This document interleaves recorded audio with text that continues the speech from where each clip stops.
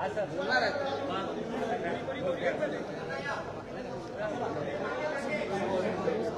पाहिजे तुम्हाला बाबांना? सर कॅबिनेटमध्ये युनिक आयडी महत्वाचे निर्णय घेण्यात येणार आहेत. दोन तीन महत्वाच्या गोष्टी आहेत.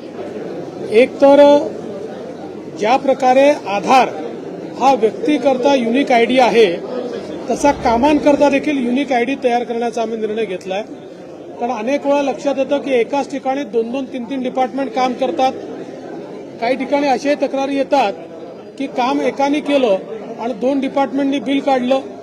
त्यामुळे अशा प्रकारच्या गोष्टी टाळण्याकरता आता प्रत्येक कामाचा युनिक आयडी तयार होईल आणि त्यातनं एक या कामांवर आपल्याला नीट लक्ष ठेवता येईल, वेगवेगळ्या डिपार्टमेंटचं कोऑर्डिनेशन देखील करता येईल आणि त्यासोबत जी पीएम गतिशक्ती योजना आहे त्या गतिशक्ती योजनेच्या प्लॅटफॉर्मवर ही सगळी कामं हळूहळू करून आणली तर सरकारचे ॲसेट्स किती आहेत, ते कधी क्रिएट झालेले आहेत हे देखील आपल्याजवळ त्याचा एक चांगला रेकॉर्ड राहील आणि पुन्हा पुन्हा त्याच ठिकाणी कामं होण्याच्या ज्या तक्रारी असतात त्या तक्रारी देखील दूर होतील.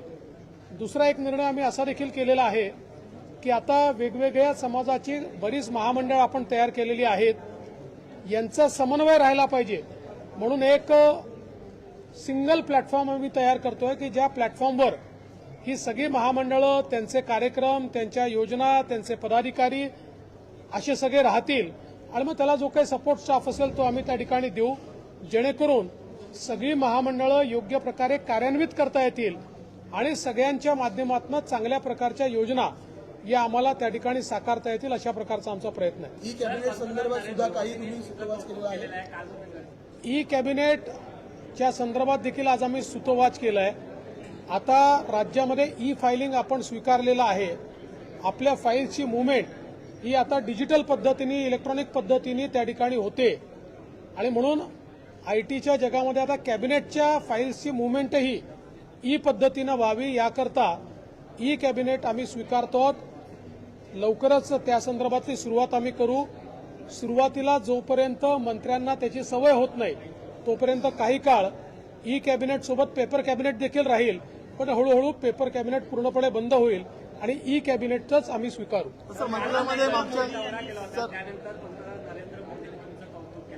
हे आमच्याकरता एक प्रकारे हे फार मोठं कौतुक आहे. कारण आज गडचिरोलीचा जो काही परिवर्तन आम्ही करतो हे परिवर्तन माननीय मोदीजी आणि माननीय गृहमंत्री अमित शहाजी यांची जी मदत आम्हाला मिळते आहे, केंद्र सरकारची मदत मिळते आहे, केंद्रीय दलांची मदत मिळते आहे आणि मग त्याच्यासोबत आपलं जिल्हा प्रशासन आणि आपली C60 यांच्या समन्वयामुळेच हे परिवर्तन होत आहे. आणि काल मी गेल्यानंतर जे परिवर्तन लोकांनी पाहिलं, देशाने पाहिलं, त्याचं कौतुक हे प्रधानमंत्री महोदयांनी केलं. खरं म्हणजे याचं सगळं श्रेय हे आपल्या पोलीस प्रशासनाला आणि जिल्हा प्रशासनाला मी देतो. सर, मंत्रालयातील गर्दी कमी करण्यासाठी तुम्ही एक नवीन निर्णय घेऊन येत आहे. पुढच्या 2 महिन्यामध्ये कशा प्रकारे हा निर्णय असेल? मंत्रालयातली गर्दी कमी करण्यापेक्षा मंत्रालयाच्या सुरक्षेच्या दृष्टीनं त्या ठिकाणी आलेला प्रत्येक माणूस हा आयडेंटिफाय झाला पाहिजे.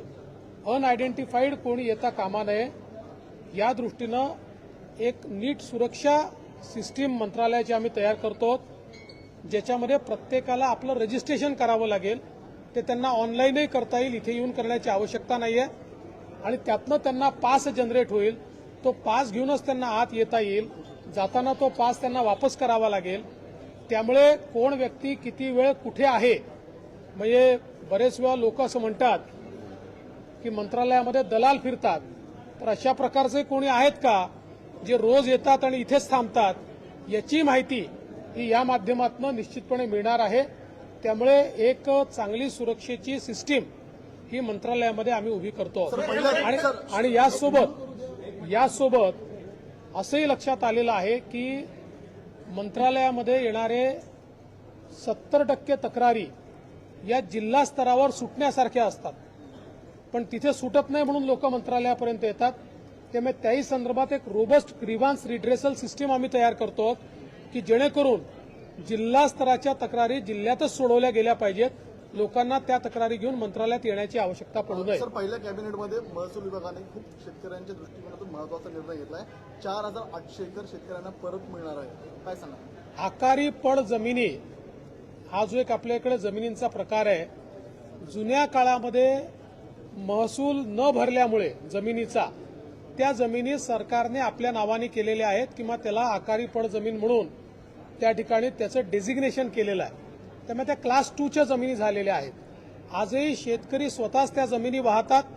त्या काळात कदाचित दुष्काळ असल्यामुळे 40 वर्षापूर्वी 50 वर्षापूर्वी ते त्याचा शेतसारा भरू शकले नाहीत किंवा महसुली देणी देऊ शकले नाहीत.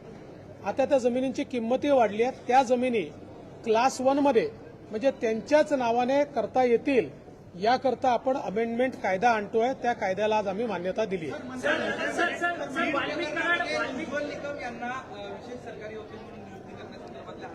आज सुरेश धस यांनी मला तशा प्रकारचं एक निवेदन दिलेलं आहे. मी माननीय उज्ज्वल निकमजी यांना फोन करून विनंती केलेली आहे. त्यांनी मला सांगितलंय की मला 1-2 दिवस द्या, कारण माझ्याकडे ज्या केसेस आहेत त्या केसेसचा मला एकदा नीट हे करून पण या केसला अधिक वेळ द्यावा लागणार आहे. त्यानुसार मी निर्णय घेतो. पण मी त्यांना विनंती केलेली आहे. मला असं वाटतं त्यांनी जर होकार दिला तर निश्चितपणे त्यांची अपॉइंटमेंट आम्ही करू.